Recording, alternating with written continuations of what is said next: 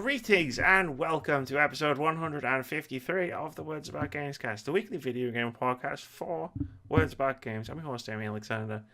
I'm trying this week by Keith Robinson. No, I'm not going to give a Darth name for, mostly because you're wearing your hood too far back to be a Jedi. You're a Jedi. You're actually a Jedi, not a Sith. Jedi, it's like Jedi Hunter. Jedi let people see their faces. Siths are like, yeah, moody in the corner, like, I'm not playing. I don't want to play. No, fuck you. I'm going home. How are you, Keith? All right. Mild sense of deja vu, but Yeah. all right. Yeah, I had a good day. I'll reset the clock. Yeah. I'm glad you've had a good day, Keith. I'm glad. Good days are good. Everybody likes a good day. Yes. I'm not gonna try. I was like, what did we talk about when we did the last intro? And I was like, nah, fuck that. We this is a new timeline, baby. The intro we did like 2 minutes ago because I jokingly asked at the end if you were recording. There was a bit pop. I mean, yeah, it's all my fault. But you know, like, in 153 episodes, I've never done that. So Amy is tired. This is going to be an interesting podcast, but she has brain fuel, otherwise known as the content material, which gets her through some of the more intense episodes of this podcast. It's true. I don't drink alcohol because if I did and I had to do this podcast and interact with the level of absurdity that is the games industry and games culture, I would be an alcoholic because I would just never stop drinking. Because it's just like constant. Anyway, Keith, I don't know why I address you when I start doing this because you're literally the one person who definitely already knows all of this. But Keith, every week on the Words About Gamescast, we discuss 5 topics centered around what's going on in gaming. I'm totally paranoid. I have to keep looking over and make sure the red light's on. The games industry and gaming culture over the past 7 days before leaving you with a list of games coming out this week. And there are a lot of games coming out this week. This week, it's mostly all about Anthem. Oh boy, is it mostly all about Anthem. As we break down various parts of Jason Schreier's excellent piece, How BioWare's Anthem Went Wrong, discussing the game's mismanagement and reliance on BioWare magic, Frostbite engine wars, and what all of this could mean for Dragon Age 4, the thing we both actually care about. Before discussing our game's decision to close for a day to highlight toxicity in gaming communities, and finally highlighting some of that toxicity for our own amusement, because it sucks butt, and it really does suck butt. There's timestamps below the video on YouTube in the description if you want to skip around. If you don't want to hear us talk about Anthem, we're going to talk a lot about Anthem. We've already talked a lot about Anthem. I feel like this is the post-mortem, though. I feel like we're going to do this massive Anthem episode where, like, we do the 5 topics. 3 of the 5 topics are basically Anthem or Anthem-related. And I feel like this is going to be it for major Anthem discussions. Yeah. Like, unless next week they push a button and turn all the loot off, which I wouldn't put it past them at this point. Or they just turn off the servers and call it a night. Yeah, yeah. Like, good night, we're done. We can't do this anymore. But yeah, I feel like this is gonna be it in terms of Anthem. But that being said, this is the beginning of the podcast, not the end of the podcast. We've still got to get through it. So what I've done here is I've taken Jason's article, which is amazing. Go and read it in full on Kotaku. It's called, what did I say it was called? How BioWare's Anthem Went Wrong. It's really, really fucking good. But I've sort of broken it up into sort of relevant sections. So I've taken relevant bits that like sort of correlate with each other from all of the article, put them together, so that we can sort of talk about it in manageable chunks. Because it's 11,000 words, and I'm not reading 11,000 words of an article and then having us discuss it and being like, well, I forgot what happened 10,000 words ago. So we end up just discussing the last bit. I haven't done that. Also, Keith has added bullet points. I don't know what he's added because I haven't looked. So I'm looking forward to finding out. So let's start with the intro. This account of Anthem's development, based on interviews with 19 people who either worked on the game or adjacent to it, is a story of indecision and mismanagement. It's a story of technical failings as EA's Frostbite engine continued to make life miserable for many of BioWare's developers, and understaffed departments struggled to serve their team's needs. It's a story of two studios, one in Edmonton, Alberta, Canada, and another in Austin, Texas, that grew resentful toward one another thanks to a tense, lopsided relationship. It's a story of a video game that was in development for nearly 7 years, but didn't enter production until the final 18 months, thanks to big narrative reboots, major design overhauls, and a leadership team said to be unable to provide a consistent vision and unwilling to listen to feedback. Now, straight away, this is going to be good. Yeah. Shit's gone down, and just from the intro alone, there's stuff you can look at and go, I have thoughts. Let's ignore those thoughts. But let's ignore those thoughts and continue on. So, again, this isn't the article as it was posted anyway. Yeah. I've taken paragraphs and moved stuff around. I'm sorry, Jason, that I've butchered your work, but for the sake of having a discussion, free-flowing discussion, I need to do that. So here's the first bit. For years, the Anthem team had gone back and forth about the flying mechanic. It had been cut and re-added several times in different forms.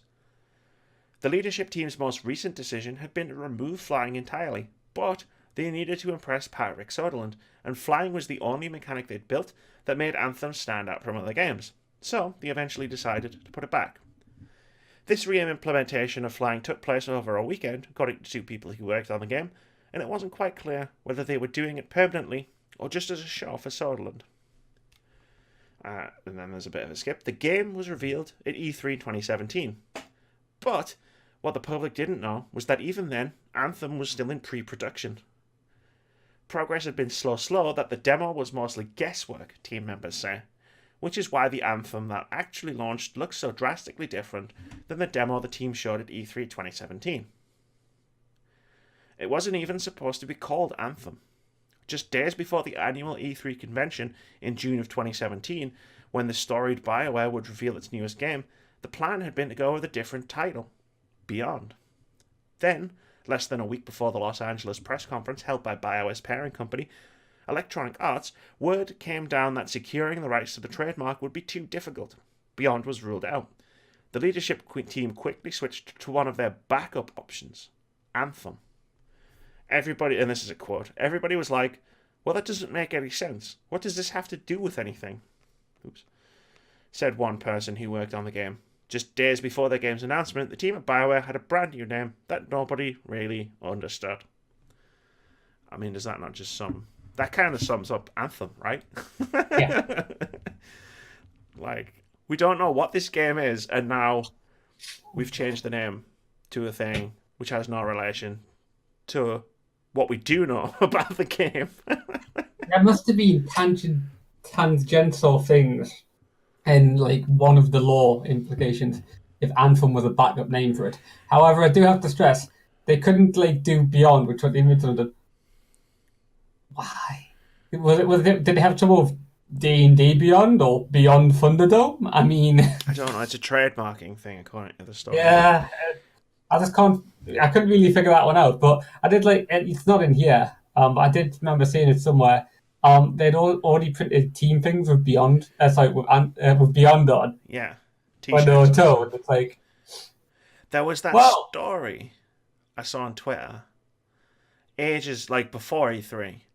Yeah. Where one of the developers had said, "Oh, last year at GDC, I was wearing a T-shirt that had the thing of BioWare's next game on it." Because I remember it was quite funny because there was people like going, "Oh shit, try and find a photo of him from," I think it was GDC. Try and find a photo of him when he was at GDC, and like people like scouring photos and stuff. I mean, do you reckon it was one of these Beyond T-shirts? Probably. That's fucking gutting. Because you imagine, like, I found it. It's this T-shirt and it says Beyond. The next one's called Beyond, and then they're like, and it's Anthem. Yeah. You lied, is it? No, they changed the name. Oh, we changed the name. It's not funny, but it's funny. It's grim humor. This whole thing is grim humor. At E3 2017, I'm just going to continue. BioWare announced that Anthem would launch in fall 2018. Behind the scenes, however, they had barely even implemented a single mission. The most common anecdote relayed to me by current and former BioWare employees was this. A group of developers are in a meeting. They're debating some creative decision, like the mechanics of flying or the lore behind the Scar alien race. Some people disagree on the fundamentals, and then, rather than someone stepping up and making a decision about how to proceed, the meeting would end with no real verdict, leaving everything in flux. Quote, stuff would take a year or two to figure out because no one really wanted to make a call on it. Excuse me. Quote, and this is a different quote from a different developer. They talk a lot about the 6-year development time, but really the core gameplay loop, the story, and all the missions in the game were made in the last 12 to 16 months because of that lack of vision and total lack of leadership across the board. And then another developer said, I don't know how accurate this is, but it felt like the entire game was basically built in the last 6 to 9 months. You couldn't play it, there was nothing there, it was just this crazy final rush. Shit. Do you wanna pull that one apart? I know there was the massive debugging crunch that was discussed for the last 6 months of Red Dead and stuff. How much insane work they were doing the last few months and stuff. But building an entire game in the crunch time for Red Dead does not seem. I know Red Dead's a massively complex, massively successful AAA game and stuff, but still trying to build an entire game in that period it just seems insane. Yeah. It's like they obviously had certain parts of the game already built because they were talking about flying, which was in the demo that was shown at in 2017. It's also something that was in the longer articles because it discussed the flying back and forth thing. It took it out and put it back in so many times because it's a complex mechanic. What it does to the world, so you have to redo the world. Yeah. Over and over again. Every time they put it in, it took it out. So they may have had a few different versions of the world, but they didn't have the finalized version until they finally decided what they were doing with flight. Flying has to be in it now because Patrick Soderlund was like, "This is fucking awesome." Yeah. I want to do that. They showed one initially, which he said this wasn't the game he promised me when it didn't have it in.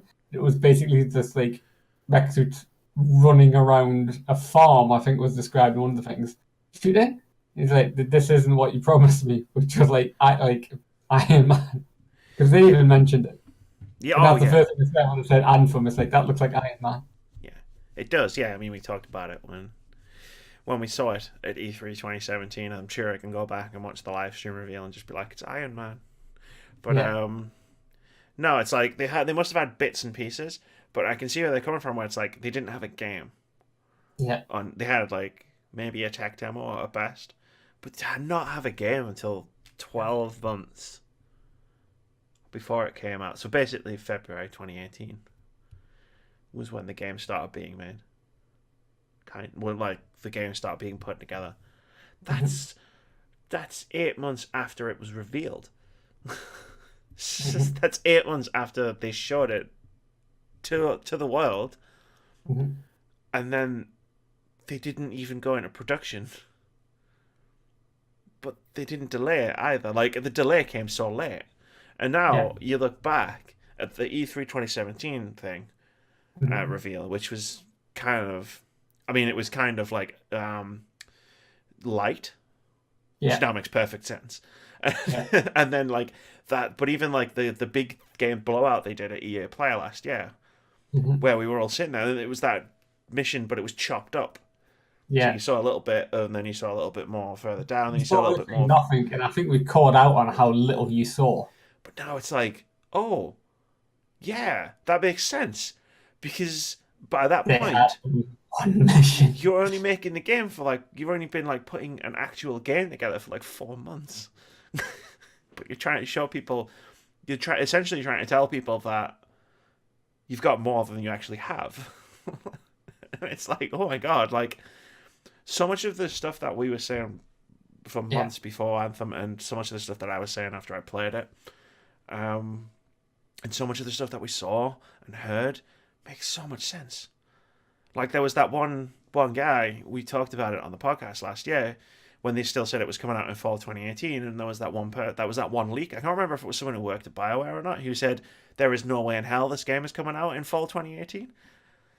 And now we know why he was so sure. because like they made it in about as much time. They made it in almost less time than they made Dragon Age 2. And this game is far more supposed to be far more expansive than Dragon Age 2. Yeah. Like, Yeah. Supposed to be. supposed to be. Funny enough, I- that's kind of a segue into the next one, which I've just looked at and gone, oh, that makes sense. Sorry, I don't mean to cut you off. Right, no. If you ever just tell me to shut up, it's fine. I won't mind. By the end of 2018, it became clear to everyone that the game wouldn't ship with as much content as fans expected. They came up with some artificial solutions to extend the campaign, like Challenges of the Legionnaires, a tedious mandatory part of the main story that involves completing grindy quests in order to access tombs across the game's world. Originally, according to two BioWare developers, this mission included time gates that might force players to wait days to complete it all. Fortunately, they changed this before launch. Quote, that mission was controversial even within BioWare. The reasoning was definitely to throttle player movement, end quote. And then another developer said, I would say it ended up being quite a stressful time and a lot of people started to develop tunnel vision. The developer added, is one of the explanations for some of Anthem's critical flaws. Consider its unreasonably long loading times, for example, which could take more than 2 minutes on PC before the early patch. Quote, of course we knew loading screens would be unpopular, but we have everything on the schedule, hundreds more days of scheduled work than we actually have, so loading is not going to get addressed, end quote. I fucking knew I wasn't crazy. You remember? Yeah. I complained so much about that was the mission because I'm sure we even talked about it on the podcast where I was like I was out because I was doing the Tomb of Legionnaires quest. It was fucking obnoxious. It was just wasting my time, and I was like, I'm not playing this anymore because it's wasting my time, and it's literally there to waste my time. Yeah, you did. I remember you calling it out because you were like annoyed because it's sort of like all of these weird sort of achievement-y style grinds for getting combos or stuff like. Yeah, so you're doing the Tomb of Legionnaires.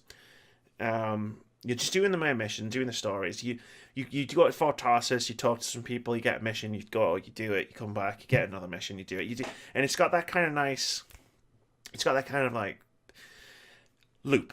And I remember I was saying to you, like, I'm actually kind of enjoying the story, like because the characters were fun and it looked really pretty. Mm-hmm. Couldn't be memed. Spoiler alert for later on. And stuff. And then you just hit a dead stop where it's like, okay, go to open these tomb doors. And I'm like, cool. This sounds cool. I'm going to go and open some tomb doors. I wonder what I'll find inside. And then you get there. And then it's like, okay, you need to do these 4 tomb doors. How do you open them? You do challenges. So, like, the optional challenges that you'll find in another game, like, say, Destiny, where it's like, get so many multi-kills, or find so many treasure chests, or complete so many world events. And I'm like, that's mandatory. I have to do these challenges to keep going. And that was going to take more time than all of the time I'd already invested in the story. Yeah. To do those challenges. And that was just so I could continue the story, which, while I wasn't enjoying, wasn't groundbreaking in any way. Like, because if I'd been desperate enough to see the rest of the story because it was so good, I would have powered through. Like, even the most obnoxious bits. And I was playing pre-day 1 patch, which was actually the patch that came out like 2 days or a day before the game. So, yeah. The patch, because before the patch, it didn't track any of these stats for the challenges until you got to the quest. So where it's like, get 50 multi-kills. Like, anyone coming into that before the patch would be on 0, whereas anyone coming into it after would have however many they've had as playing the whole game. So it was even worse from my perspective. And yeah, that was basically what it is. And it's like, yeah, I called it out because it's there just to waste time. But that's what it felt like, and it turns out that's exactly why it was there. I see one of your bullet points. Does this explain the weird bridge quest in Dragon Age Inquisition? Does this explain the whole map-based resource quests in that game? Kind of. Because they had we haven't mentioned it yet, but the BioWare magic, didn't they, where most of the game was created at the very end, like the crunch time. Inquisition was, yeah. Because it was mentioned by a few developers in this. I don't think I've read it in this I article don't yet, think but I've put it in our thing because yeah, that was where they time. said that there was a couple of developers were saying that it would have been better if Dragon Age Inquisition had failed, because then people would have realized that the way that they're going about building games and stuff isn't it isn't good, and it isn't. But they got lucky with Dragon Age Inquisition. Yeah, everybody loved it. It was a great game. We loved it. Yeah, It was but Game we of the had Year at the Game issues Awards. with a couple of things, and one we've mentioned a couple of times on this podcast is there is a quest in one of the desert regions where to get past some noxious gas, you have to build a bridge. You Yeah, get to the other side of the bridge, and it's literally like 3 meters, and then there's another one of those points you interact with, and it's like, oh, you need to build another bridge here. yeah. But the way you build the bridges isn't by going out, collect the resources, and then just do it. You have to Yeah, go back to the stronghold. that whole Yeah, that's it. And you have to go to the table, and then you have to set it as a task, and then it takes like X amount of real world time. So you have to yeah, wait for the bridge to get completed. And there was so many side quests like that. I hated that fucking table. yeah. I so And hated now I'm it. thinking, is this why? Yeah, probably. Is this why this was in the game? I'm trying to remember what I did. Did I do those, and did I go run around and do the astrolabe quests where you had to like link up the stars? Did I go farm some stuff? What was I doing when those like quests were on? Was it just to stop people from just completing the game in like 40 hours, or well, I don't Less. know. But I yeah, can't remember that long since Dragon Age Inquisition. But I remember us complaining and bringing it back up when we talked about Dragon Age Inquisition. This stupid thing where you'd have to wait this X amount of time for these things to be completed. yeah. I And mean, it slipped my mind, so it must have been, yeah, 'cause I can't remember, but it stuck on my mind. We've mentioned it before, and I'm thinking now, it's like, is this like a time thing so that they could throttle people's movement for long enough to like finish some of the end game stuff or pad something out? yeah. I mean, it seems likely, right? Yeah, Um, because obviously, like they've said, they've done this in Anthem. yeah. How it makes perfect sense that This could be something that they tried to a lesser extent yeah, well, previously.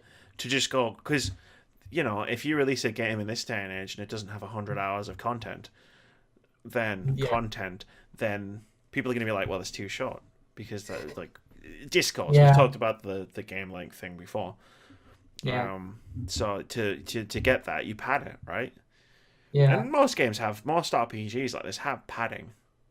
yeah, I'm not against a bit of grinding here and there, like, but yeah. move it away from the main stuff. So if I don't want to interact with it, I don't have to Yeah. interact with it. It's like I think the best way of padding like an RPG game is to conclude a collectible card game like Gwent or whatever it was in Final Fantasy, Right. because some people play that longer than the actual game. I played Final Fantasy IX. It took me probably like 150 hours to complete Final Fantasy IX because I got addicted to Tetramaster, which was the card game that was in it. And I had to try and collect all the cards and stuff. And I was that's how you pad a game. Yeah, Because if I got sick of Tetramaster, I could just go and leave it alone. There's like one yeah, quest for Tetramaster in the whole game. Everything else is like, if you like it, do it. And I loved it, so I did. yeah. I did Um, not like Gwent, so I did not play any more of it. yeah, Gwent I didn't play much of. Anyway, you've already said the words, so... Within the studio, there's a term called BioWare magic. It's a belief that no matter how rough a game's production might be, things will always come together in the final months. The game will always coalesce. It happened on the Mass Effect trilogy, on Dragon Age Origins, and on Inquisition. Veteran BioWare developers like to refer to production as a hockey stick. It's flat for a while, and then it suddenly jolts upward. Even when a project feels like a complete disaster, there's a belief that with enough hard work and enough difficult crunch, it'll all come together. By the end of 2016, Anthem had been in some form of pre-production for roughly 4 years. Some who were working on Anthem say that's when they started to feel like they were in trouble, like the game was screwed, like they would soon have to face the same sort of last-minute production crunch that their co-workers were suffering on Mass Effect Andromeda. Yet word came down from leadership that everything would work out. It was time for BioWare magic. The final year was when Anthem began to materialise, and it became one of the most stressful years in BioWare history. There was pressure within the studio as many teams had to put in late nights and weekends just to make up for the time they'd lost.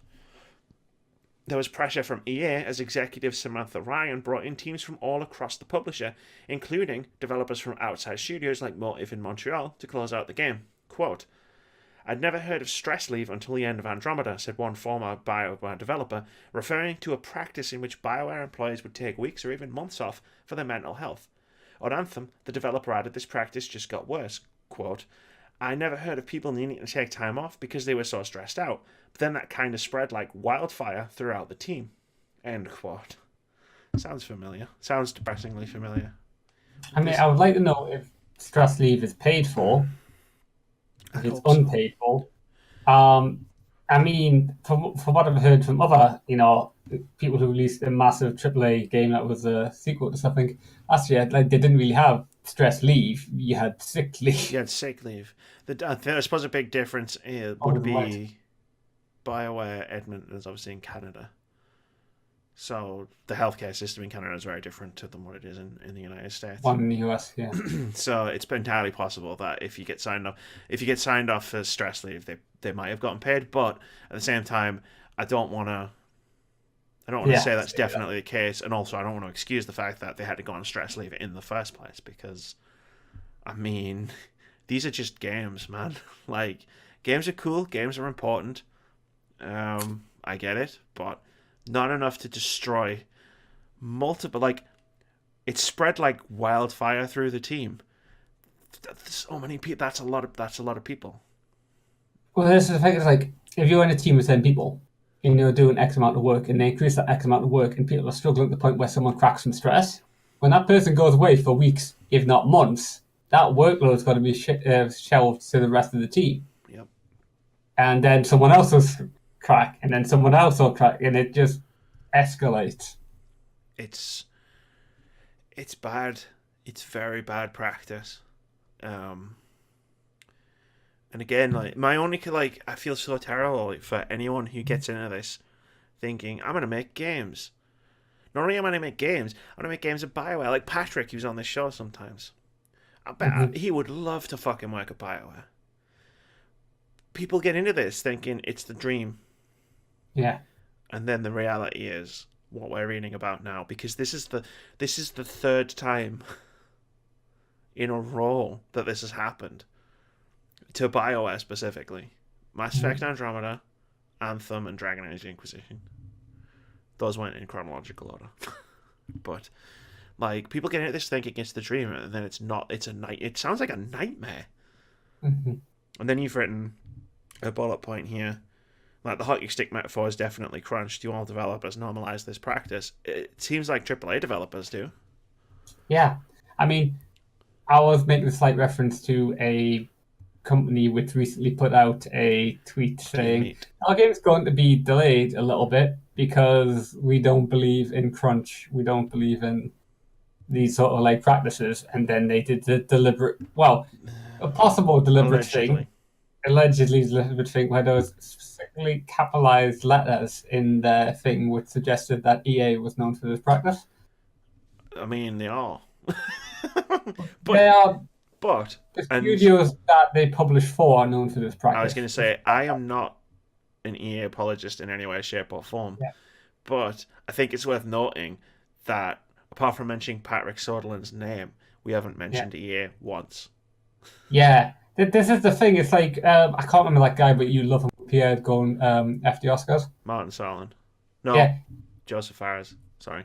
Yes. Joseph Fares. Yeah, Joseph Fares. He was like, had nothing but good words to say about because they funded these games and stuff. And I wonder if there is, and I think we'll touch on this later, if there is a feeling that like games developers feel that they have to appease and make good on anything to these like publishers because it would have such a massive impact if they withdrew that money. Here's what I think. I mean, they can't withdraw their money because BioWare is owned by. I know, but withdraw like previous funding. Yeah, they can close the studio down, which does do. Like, again, I'm not an EA apologist or defending them here. Yeah. They do some very shitty things, but in terms of what we've talked about so far, they haven't come up once. But what I think happened is, if I had to speculate, so this is Amy's speculation corner. Here's what Mhm. I feel like this game had been in pre-production by 2016 when Patrick Soderlund was playing demos of the game. That's 4 years. They'd been in pre-production for like 4 years, Mhm. so they obviously needed to have a game fairly soonish, right? Mhm. Because BioWare's last game was obviously 2017 when Andromeda came out, and somewhere there was management in BioWare who had to commit to a launch window, which would have been a fiscal year thing, right? I'm guessing that they would have said we're going to launch in fiscal year this, Yeah. and then once they said fiscal year 2019, the Mhm. fiscal year is the year it ends in. Yeah. Fiscal year 2019, 2018, 2019, yeah. they had to launch the game then. So whatever they have to do that, like if they'd said fiscal year 2020, and again maybe EA told them they had to launch in fiscal year 2019. I don't know. I'm not Yeah. an executive at EA. But either way, like once that was set in stone, it has to come out in that year Mhm. because of that's how businesses work. Capitalism sucks. What can you do? So I think it might have been. It could have either been. It could have been EA, or it could have been Bioware management that kind of backed them into a corner, or it could have been both. It isn't necessarily EA or the evil corporate Yeah. overlords. I mean, they are, but not for this. But there was also the bit. I'm not going to read the full thing. Yeah. Where you couldn't talk about Destiny Yeah. while you were making a loot shooter, an online live service loot shooter. Yeah. You couldn't talk about Destiny, the online live service loot shooter. Is it any wonder that this game bombed in terms of like critical and consumer, like because You weren't allowed to mention the competition because it was more than just Destiny. There was another game I can't remember, but well, it would have been you weren't allowed to look at the market leaders. Destiny, Division 2, and then we talked about Diablo 3 was the main sort of thing that they were talking about. Incidentally, they have managed to have as bad a launch as Diablo 3 had. So I guess they nailed that.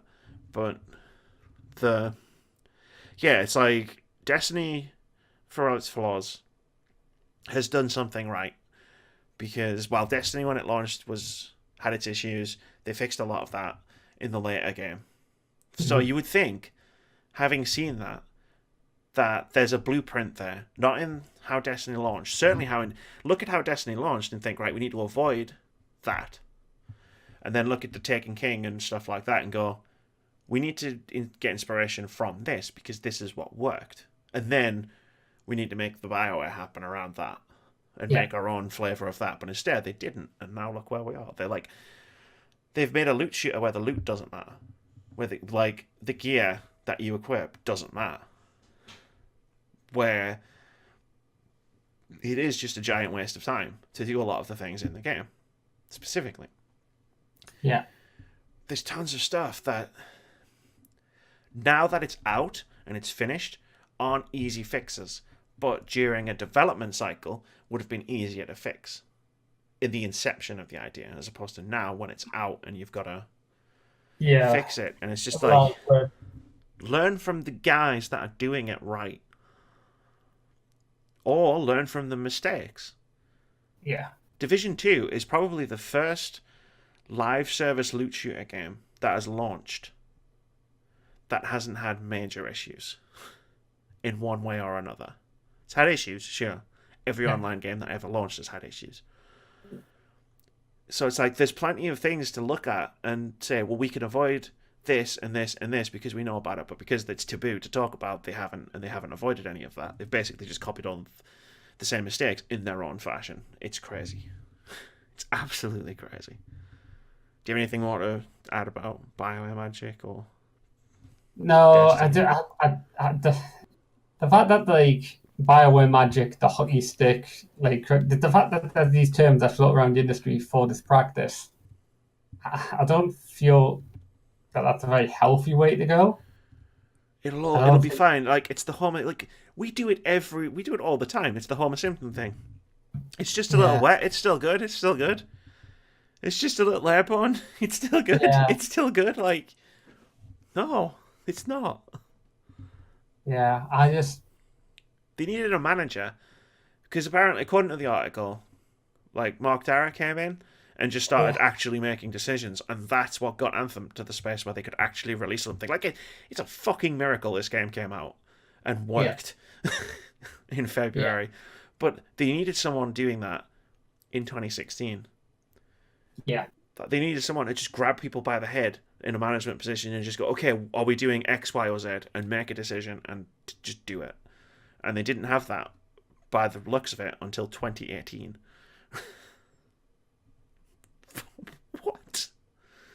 What? Wow. Jesus. I mean, the article talks about the game being on fire, and it's like, yeah, you're not especially wrong. Okay, I'm gonna read a little bit of this. Everybody knows Frostbite is not a bad engine. Yeah. But yeah, we're on the Frostbite. It's a difficult engine because it was built by DICE to make Battlefield games. So if you're trying to make an RPG, then a lot of the tools that you would need to make that need to be built for the engine. And I'm gonna read the quote just because of the bullet point that you've put underneath it. But I love this. This quote is great. Which is Frostbite is full of razor blades, one former BioWare employee told me a few weeks ago, aptly summing up the feelings of perhaps hundreds of game developers. And then it goes on to talk about all of the difficulties of Frostbite. Go read the article if you want to know the specifics. I think we've talked about it a lot on this podcast before, and I feel like everybody knows Frostbite is difficult. But you've just put in a bullet point Frostbite because it claims your fingers. Yeah, it's like when we do hear like talking about the game when it comes out, it's like the how to use the system. It's like you need to. They all seem to say the same thing, where you need to build the specific tools to use it because they're not in there. And I'm like, have they not just like got like some of these sets of tools that people have already built and just help use them? Because BioWare are the first studio to build an RPG with Frostbite. No, they don't have any of these tools. Like, again, Frostbite was built specifically to do one thing, make Battlefield games, and it does that really well. But that means it doesn't have, like, when they got to Dragon Age Inquisition, that was like, shit, we don't have a third person camera in Frostbite because we've never needed one before. So, like, the basics aren't there. But from the beginning, Anthem's senior leadership had made the decision to start from scratch for a large part of the game's technology, rather than using all of the systems the company had built for Inquisition and Andromeda. Part of this may have been a desire to stand out from those other teams, but another explanation was simple. Anthem was online, the other games were not. The inventory system that BioWare had already designed for Dragon Age on Frostbite might not stand up in an online game, so the Anthem team figured they'd need to build another one. I wrote a bullet point here. I'm going to ask you this. I don't know if it's a question or not. It might be. But I'm going to put this statement to you, and I just want your gut reaction. So Frostbite's limitations are well documented at this point. But surely BioWare's management are intentionally making their lives difficult by building tools they need and then abandoning them for the next game. I mean, I have all the sympathy in the world for the BioWare developers and programmers and coders and artists and everybody else who are trying to struggle to use Frostbite, an engine which doesn't have the tools that they need. However, BioWare have made 2 games with Frostbite at this point. Yeah. And they've decided to start from scratch again. And then they had a bunch of fucking issues with it. It's hard to feel sympathy for the people who are making those decisions because they've made that decision. Like, okay, fine, build a new inventory system because the one from Andromeda and the one from Inquisition doesn't work. But you don't start from scratch. Yeah. It's like, oh, this inventory system doesn't work. I'll build an entirely new one. This inventory system doesn't work. I'll build an entirely new... Like, that can sound like sense, but it means like, or I could fix this one. I could change this one. Yeah, or... So it works. Or I could use this as a base, which I've got to imagine is quicker. I mean, there might be reasons why they can't do that, but the fact that they do this for everything, that they start from the ground up and work again on each game, seems ludicrous. Yeah. It really does. it often felt to the Anthem team like they were understaffed. According to the developer and others who worked on the game, many of whom told me their team was a fraction of the size of developers behind similar games like Destiny and The Division. There were a number of reasons for this. One was that in 2016, the FIFA games had to move to Frostbite. The annual soccer franchise was EA's most important series, bringing in a large chunk of the publisher's revenue, and BioWare had programmers with Frostbite experience, so Electronic Arts shifted them to FIFA. When a BioWare engineer had questions or wanted to report bugs, they'd usually have to talk to EA's central Frostbite team, a group of support staff that worked with all of the publisher's studios. Within EA, it is common for studios to battle for resources like the Frostbite team's time, and BioWare would usually lose these battles. After all, role-playing games brought in a fraction of the revenue of a FIFA or a Battlefront. So that doesn't seem like a great idea. There are the things like, that's really like messed up, that like not right time. However, we've just sat and discussed all the problems that they have making an RPG game in Frostbite, and this has led me to a thought. If it's really difficult, if they have to build from the ground up a third-person camera, and it's really difficult to make how on earth, how difficult is it to build a football game on Frostbite?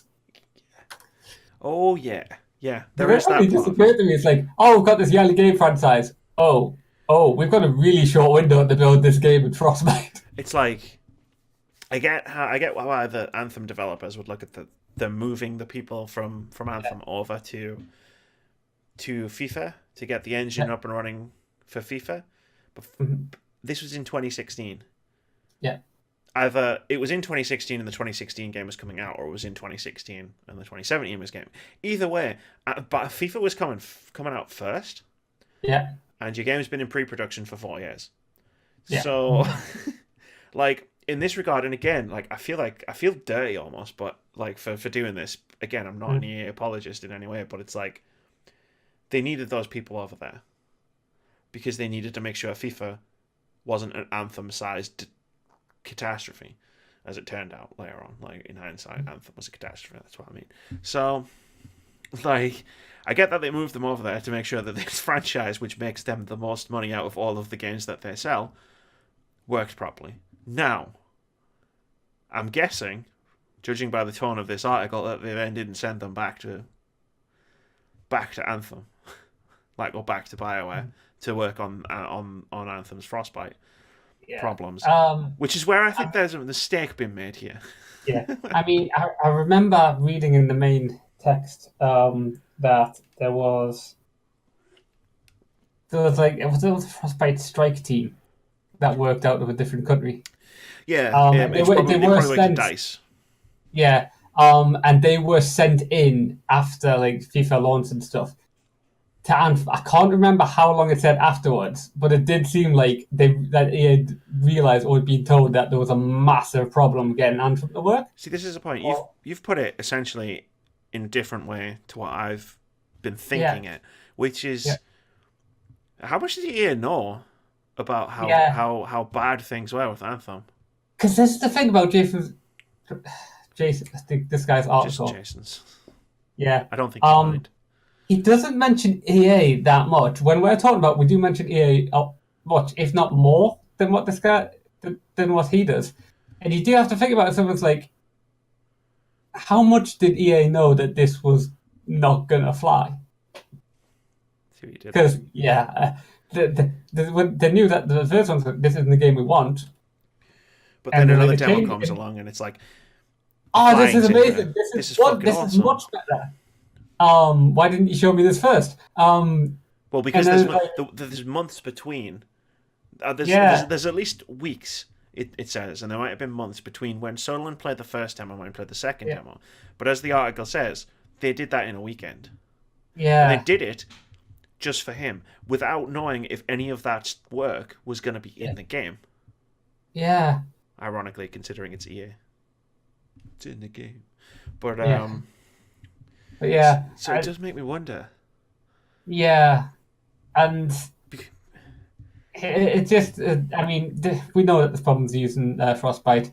It does seem at some parts in the story that it's sort of like they are having problems even before Frostbite came into the equation because they weren't sure how they were making the game.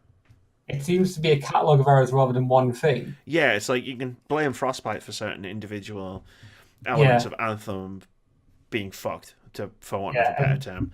They needed more. It sounds from what some of the developers said.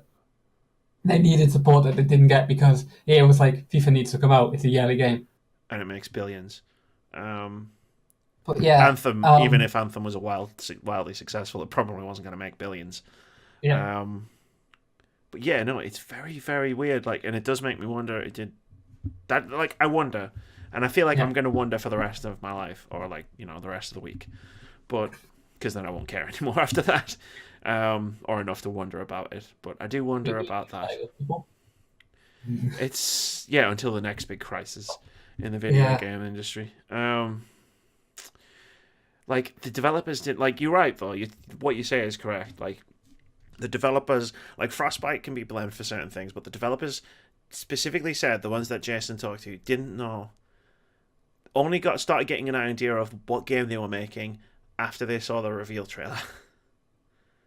They had as much of a clue about what Anthem was in that moment as we did watching EA play. Yeah. In Russell's living room. And given the issues that you have with Frostbite, which is a known issue, that's not much time to build the game. No. A massive, huge game. Open world, loot shooter, always online, live service. Has to have lots of content because people are going to burn through it really quickly. Like, it's nuts. Absolutely nuts. Let's move on. Yeah. Talking about something that's near and dear to both of our hearts, Dragon Age 4. Because there was a third aspect of this story that I wanted to pull. Yeah. So here we go. In early 2015, veteran Dragon Age writer David Gaynor moved over to Anthem, and his version of the story looked a lot different than the ideas with which they'd been experimenting for the past few years. Gaynor's style was traditional BioWare, big, complicated villains, ancient alien artifacts, and so on, which rankled some of the developers who were hoping for something more subtle. Quote, "There was a lot of resistance from the team who just didn't want to see a sci-fi Dragon Age, I guess," said one developer.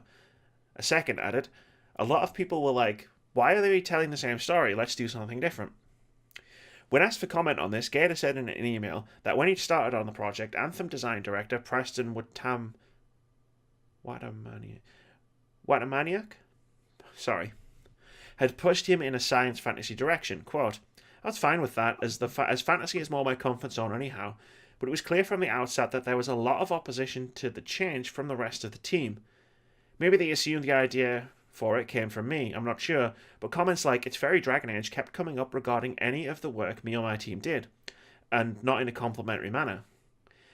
There were a lot of people who wanted a say over Anthem's story and kept articulating a desire to do something different without really being clear on what that was outside of it just not being anything BioWare had done before, which was apparently a bad thing. From my perspective, it was rather frustrating." Gaynor left BioWare in early 2016. Quote, "As time passed, I didn't feel keen to play the game I was working on," end quote. Fucking hell. Summer 2017, studio general manager Aaron Flynn departed to be replaced by a returning Casey Hudson. As part of this process, the studio cancelled Joplin. Laidlaw quit shortly afterwards. He was a design director for Dragon Age, what was Dragon Age 4 at the time. Yeah. And BioWare restarted Dragon Age 4 with a tiny team under the codename Morrison. Meanwhile, the studio moved the bulk of Dragon Age 4's developers to Anthem, which needed all of the company's resources if it was going to hit the ship date that EA was demanding. There's also a note underneath this. Yeah. I'm not going to read the whole paragraph, where it talks about a ton of developers left. Like, not just the people we talk about, like Gaynor, like Mike Laidlaw, like Drew Karpyshyn, but like long-term programmers, coders, veterans who made Dragon Age games, Mass Effect games, stuff like that. Because now I want to discuss all of that. You put your hand up as if you want to say something, so you go. Yeah, like, there's a couple things like Space Age Mass Effect. That's like Space Age Dragon Age and Mass Effect, really. And it's like, what isn't covered in our discussion of this article is the developers, what they originally said they want the game to be like. And some of it was more survivalist. Yes. Like, the idea is that basically that planet's from predators. Where Yes, we never there's this actually cross of covered. loads of different species, but this was some unnatural occurrence. You constantly fighting against like you basically humanity was the bottom of the food chain being picked off. Then it was sort of very, there's going to be numerous settlements around the map, and you'll be going around these different places. Then it was downgraded to a couple of forts in one city, which is very Destiny style, and then it was dropped back to one fort, and you're going off into the wilderness. And it was sort of like its story changed a few times, and from the sound of what was going on, they brought someone in to make some decisions, and then people were railing against that because different teams had these ideas that they were still working on one of these previous iterations. Yeah. Where if it was a survivalist game or if it was a what is this game? Nobody can Yeah. tell me. That was the Yeah. thing, because we're not going to talk about it in here, but there was obviously that big thing between BioWare Edmonton and BioWare Austin, where they Yes. brought Austin in, and it was like Austin were like, "What is this? No one can tell us what this is," and they were Yeah. trying to put their ideas in, having made the Old Republic and having learned a lot of lessons about online games, and being shut down by Edmonton because they had wanted to do their own thing. And it sounds like the same thing happened to David Gator. Yeah. So when I was talking before that, sorry, as you were talking, the thing I said about Mark Dara, who came in to make decisions and saying someone needed to do that earlier in the process. It seems like David Gator was brought in to do that, at least from a story perspective. Yeah. But obviously didn't have the clout to say, no, we're doing it this way.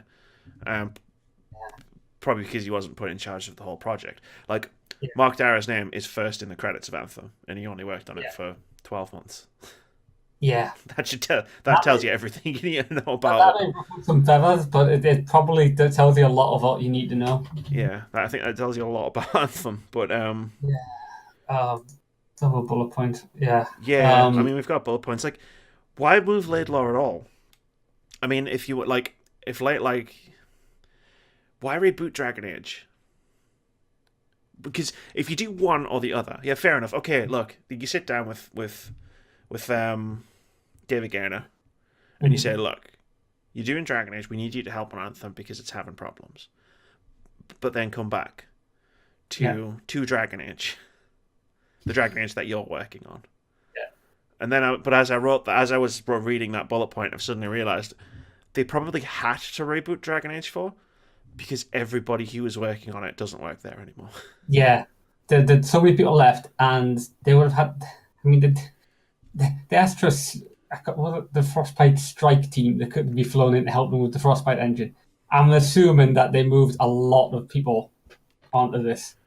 Yeah. Because just the sheer time they had to spin it around. When the demo came out not the demo, but when the released trailer, I think, came out and showed a mission, and that was the only mission in the game, and people on the staff were surprised by the name of the game, let alone what the mission was entail. That's a big problem. There's people in the chat just like, as Anthem comes up, and they're just like, they're wearing Beyond t-shirts, and they're just like slowly zipping their jackets up, like, fuck? Yeah.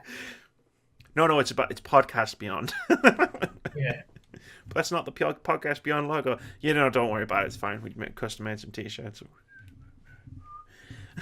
Sorry, I had an interesting visual about the name change. So you've said, and I want to quote you. I will quote Keith Robinson, who says, "The article not only confirms my initial fears before they announced DA4, but raises new ones. If this game gets announced next year, it will be. If this game gets released next year, it gets announced. Yeah, because it's already been announced." For next year. Sorry, I missed the word. If it gets announced for next year, it will be disastrous. Yeah, you're not wrong. If they try to push this game out in 2020 and then delay it to 2021, I've said on this podcast before, it's like if they pushed Anthem forward and stuff, because Andromeda failed, because there's always this thing about it has to come out by the end of the financial year, and this happened for the last two games. If they do this with Dragon Age 4 as well, then it's going to be a massive failure if this gets rushed out. Well, this game obviously hasn't even started. I haven't read this article. It's like, well, this doesn't sound like it's EA doing everything. They've done it again. In terms of the way they announced Anthem, yeah, that's how they've announced Dragon Age. But at least this time they haven't shown the game that doesn't exist. Because it clearly doesn't exist. No. It can't exist at this moment, given it's being rebooted like it has. Yeah, well, no, yeah, and also, we know that everybody who was working on Dragon Age 4 worked on Anthem, which released in February. It's only April. So at best, you've only just now got people peeling off, because obviously Austin's going to take over. Yeah.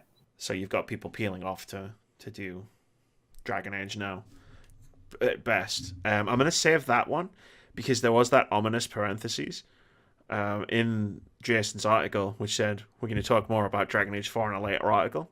So there's some speculation here, which I want to save until we get that article, if you don't mind. Because the one thing I mentioned about something regarding that episode, just because it's either going to be confirmed or still be up in the air. Yeah. And also time. We spent 50 minutes talking about Anthem. Yeah. But just, we're done. Possible more worrying stuff about Dragon Age to come. Yeah, something I've noticed, and then we talked about a bit privately. So, unless more apocalyptic things happen with Anthem, we can breathe now, because I feel like that was the post-mortem. I think we're done discussing Anthem for the immediate future, potentially until end of year awards. And I use awards in air quotes. Should we move on? We've still got two stories to talk about. Bless you. Both of them are based around Reddit, which are always good. So we've got R Games, which is Reddit, one of the biggest gaming subreddits. Like, I go there to get news for this show. R Games closed for closed. Hello, Inspector Clouseau.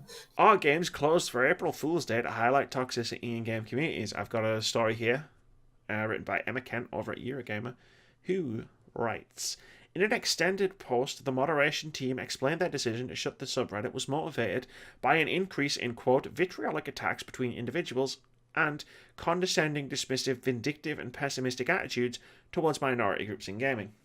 Quote, in recent times, it's come to our attention that what has been intended to be a forum for the potential spread of knowledge and involvement in video games has instead become a battleground of conflicting ideas. Though certain memes surrounding gaming are largely viewed as a humorous interpretation of a mindset, at the core of the humour is a set of very serious issues that affect all gaming enthusiasts. By showing disdain or outright rejecting minority and marginalised communities, we become more insular. In this, we lose out on the chance to not only show compassion to those people, but also the chance to grow our own community and diversify the demographics of those involved in it. Whether it's misogyny, transphobia, homophobia, racism, or a host of other discriminatory practices, now is the time to stymie the flow of regressive ideas and prevent them from ever becoming the norm, end quote. Later in the post, the mods added the problem isn't limited to Reddit, but explained, quote, preventing the cultivation of bigotry means giving it no ground to go to. We must closely examine our own communities in an effort to encourage acceptance and inclusion, to foster a healthy community in which we value empathy and respect, end quote. Along with the strong words, the moderators also included an Imgur album showing many of the comments they have to deal with on a daily basis, which includes examples of transphobia, homophobia, Islamophobia, racism and misogyny, along with pro-pedophilia and pro-rape comments.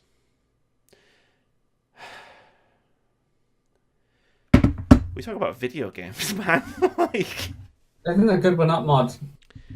I mean, I guess. I mean, I've had some pretty crazy shit come my way just from doing stuff like this podcast. But, like, you know when you sit back and you just go... an inside joke that I'm going to partially explain. We did a tabletop RPG a long time ago.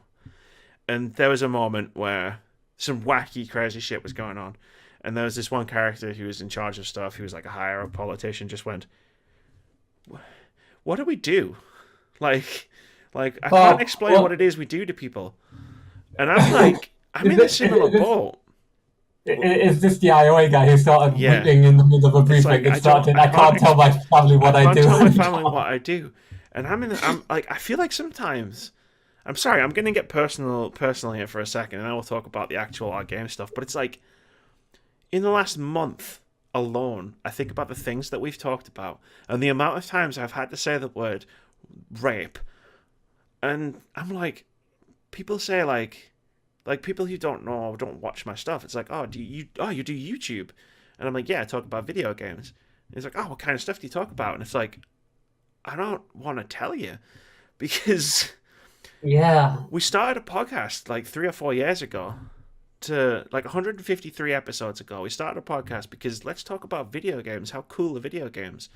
Yeah, and then at a certain point, there was the thing in a shift, and people were doing certain shitty things, and we decided that we spent a little bit of time not talking about it and not addressing it, but it felt like it was the elephant in the room. So we decided, let's meet it head on and call it out.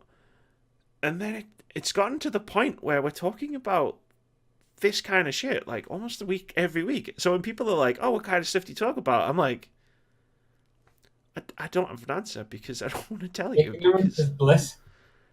Yeah, like, you don't want to know. Like, if people didn't watch this podcast, I'd be like, yeah, cool. Like, just say ignorance is bliss. And if they query it, just go, I just go games industry news. And it's not always nice. And just leave it at that. It's not. It's... I don't want to ruin your day. Yeah, like, if I told you, like, that the most watched podcast of 2019 was primarily about a game that almost came out on Steam called Rape Day. Like, that tells you everything you need to know. I'm just reading that last sentence, and it's just like, oh yeah, they get it on a daily basis. Transphobia, homophobia, Islamophobia, racism, misogyny, pro-pedophilia, and pro-rape comments. It's fucking video games, man. Sorry, I had to derail it there because I had that moment, and the best way I could think to describe it was the anecdote from an old RPG we used to play, where it was just like, what do I do? What are we doing? What do we do here? I'll tell my family about when I go home what I do. Could you imagine that NPC was quite great. That's the perfect way to diffuse your character's anger at them from sending you on this mission. Yeah, it was a whole thing. But it's like, sometimes my mom will be like, to try to take an interest in what we do, because it's like, oh, what are you doing on podcasting? Oh, what do you talk about? Could you imagine if I had tried to have that conversation with my parents? This is what we talk about. I thought you talked about video games. Yeah, so did I. Like, sorry. Anyway.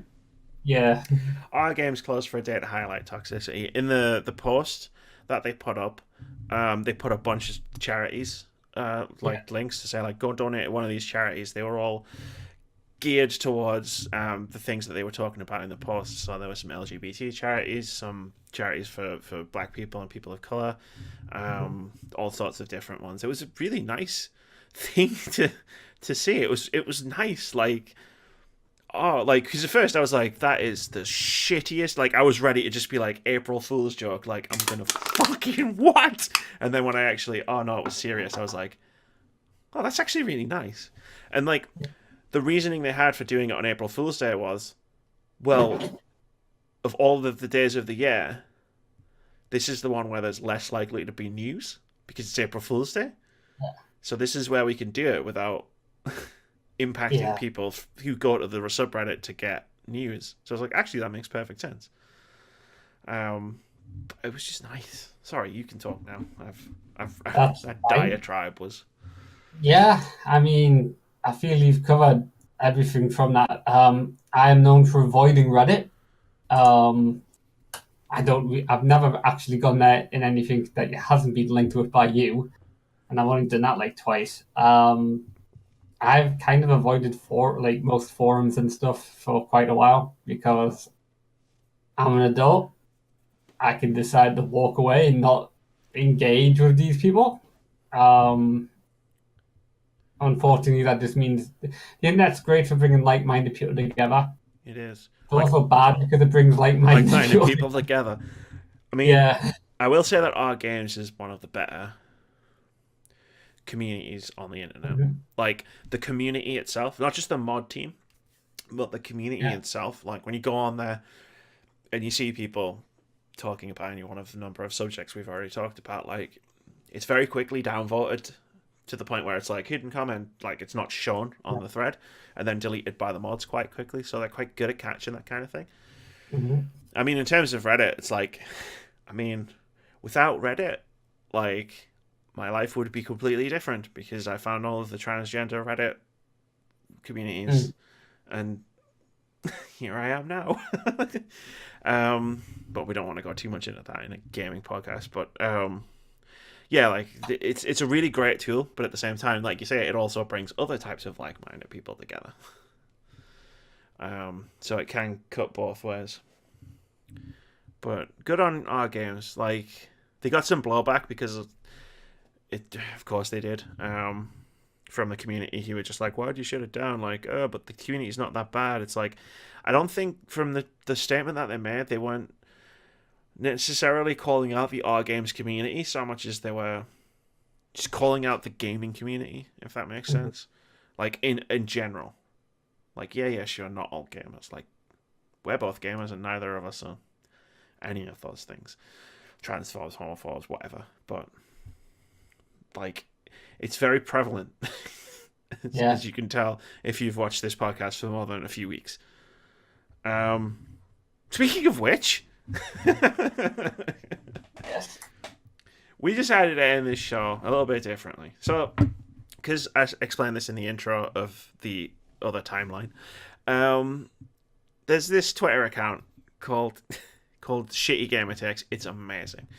It's at Gamertakes. Everybody should follow it. What they do is, it's like there's loads of these different types of accounts, like hot take accounts, and can you pet the dog? No, I was thinking more like the racism watchdog. He just like posts racist tweets and just like woof. There's all sorts of different ones, but there's one for Shitty Gamer Takes, and they post all this stuff. And the most famous thing we did was when me and Tom did a takedown of a massive 4chan thing right after E3 last year, which was incredible because the stuff that you find on this Twitter account that they highlight is fucking nuts.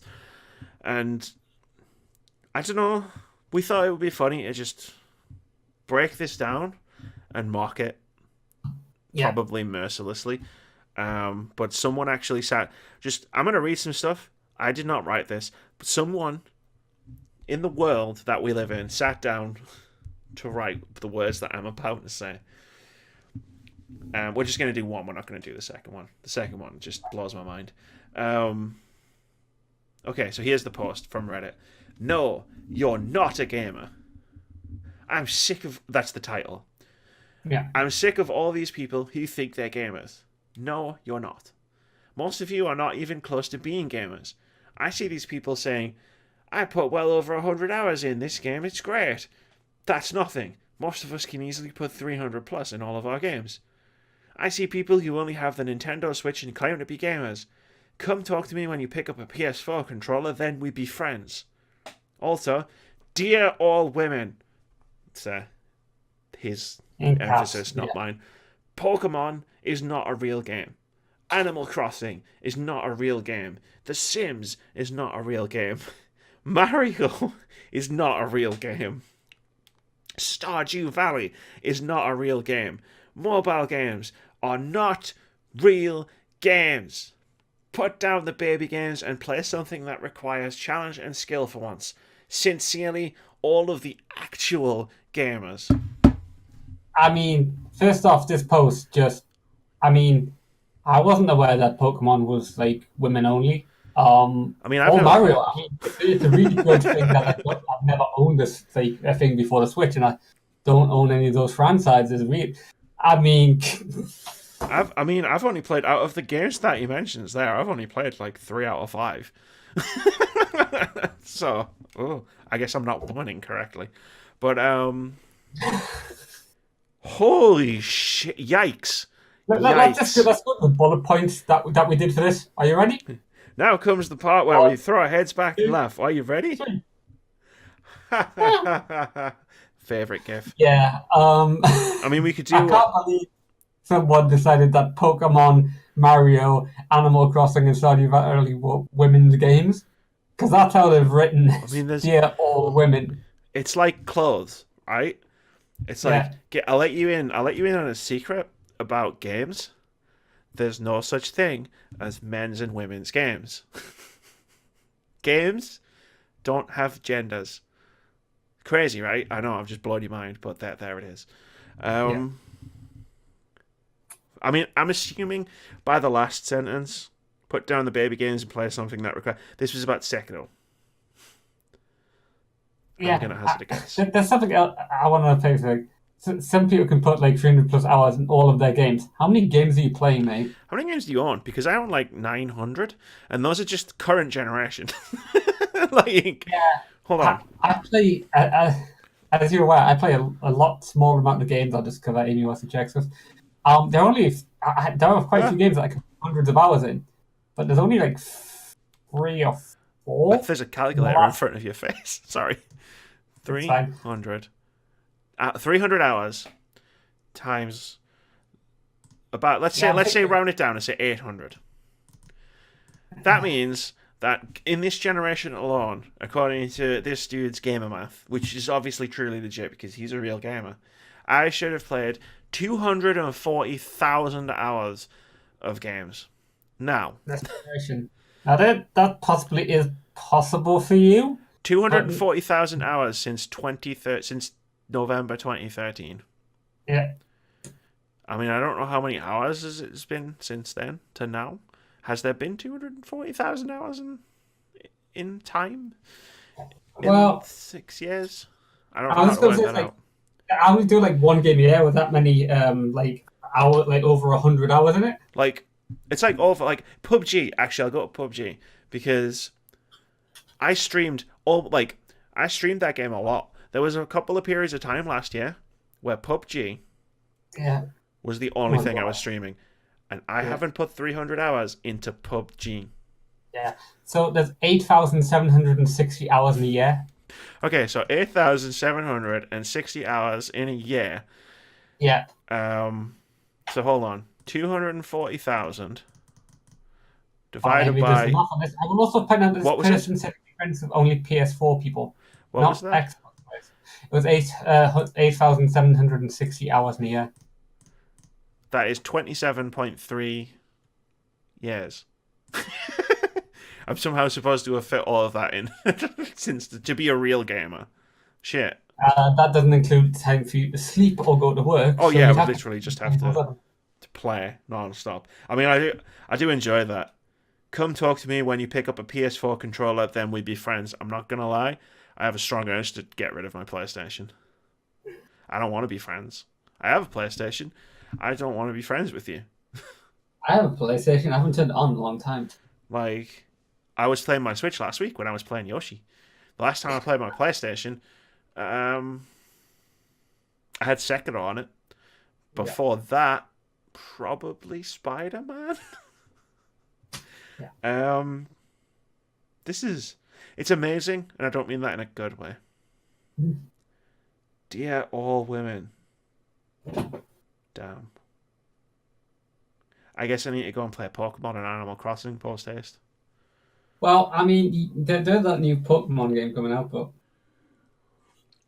And a new Animal Crossing game coming out. yeah. Mario is not a real game. Wow. Wait. Do you think this is a fake post? You think it's basically someone at Nintendo just going, we can get some free publicity for our games. No. No. Look, I would entertain that possibility if this was like Microsoft or Sony or EA or Activision, but Nintendo? Not Nintendo, No. They'll just go forward with the pitch, and the boss is like, take some time off. I don't know what's going on in your life, but you need time. Turns out go to the beach. The people who've been working on Smash Brothers are all being sent on a vacation. Yeah, it turns out that Sakurai has made the pitch. He's just lost it. To be honest, he was turning up with an interview to figure out there's something wrong with that man's work. Yeah. I put well over 100 hours in this game. It's great. That's nothing. Most of us can easily put 300 plus in all our games. I don't even remember the last time I put 300 plus hours into a game. I want to play something, like, I get to a certain point and I want to play something new, you know? Like, I think my most played game on Steam is Final Fantasy VII, which is 100 and something. Yeah. It might be XCOM 2 now. It's got to be up there. You You know, Yeah, I know you and Russell have both done, but 1 or 2 games, right? Like not dozens upon hundreds. That's what I was saying. It's like there's one or two, like one a game a year that I'll put like 300 hours in. It's not like at the moment I'm creeping up on 100 hours on a last year game, which was BattleTech, and then I had like 50 hours in Battle Chasers. Yes. But most games, unless they're like a first person shooter, you can't put hundreds of hours into because there's not hundreds of hours of content. Indeed. Even playing the game 2 or 3 times, like actually I've probably done like 100 hours in Reach's campaign probably. I'm loving the Division 2, playing it. Yeah. As a podcast game, so I play it while I'm listening to podcasts. It's something I can play without engaging my brain in it. That's what I'm doing with BattleTech. I am not going to put 300 hours into this game, and I'll tell you why. Because I will get bored of playing this game while listening to podcasts, and I will move on to something else. Well, that I will play while listening to podcasts. Oh, dear God. And people wonder why we mock gamers as a whole. When we talk about gamers, it's a capital G with a little trademark symbol at the end of it, and it's people like this. Gamers. Keith, there are games coming out this week. I will read the first part, you read the second part. I've just separated it on the document. Yeah, I'll just reload the document. On April 9th, we have 6 games coming out. On PC, PS4, and Xbox One, we have Dangerous Driving. On PS4, we have Zanki Zero, The Last Beginning. On PS4 and PSVR, we have Falcon Age. On PC and mobile, we have Hearthstone, Rise of Shadows. On PC, PS4, Xbox One, and Switch, we have Phoenix Wright Ace Attorney Trilogy. And on PC, PS4, Xbox One, and Nintendo Switch, we have Shovel Knight, King of Cards, and Showdown, which are the 2 expansions for Shovel Knight. So, on April 11th, we have Shadowgate coming to PS4, Xbox One, and the Switch. Then we have Weedcraft Inc. coming on PC. Then we have Pros, the Enlightenment, on Rift and Vive. And finally, we have Earth Defense Force, Iron Rain. Okay, cool. You do the outro for the podcast. I need to pee too badly to do it. Okay, so Amy's going to run away now. Thank you for watching this. You really don't need to stand here and watch me give an outro while I wait for Amy to come back and stop the recording. Because, let's face it, I'm not going to say anything interesting in the next minute. I may try and hum some weird bars of a tune in order to get this copyright taken, because that's just a challenge I decided to accept a long time ago. So, do-do, do-do, do-do, do-do.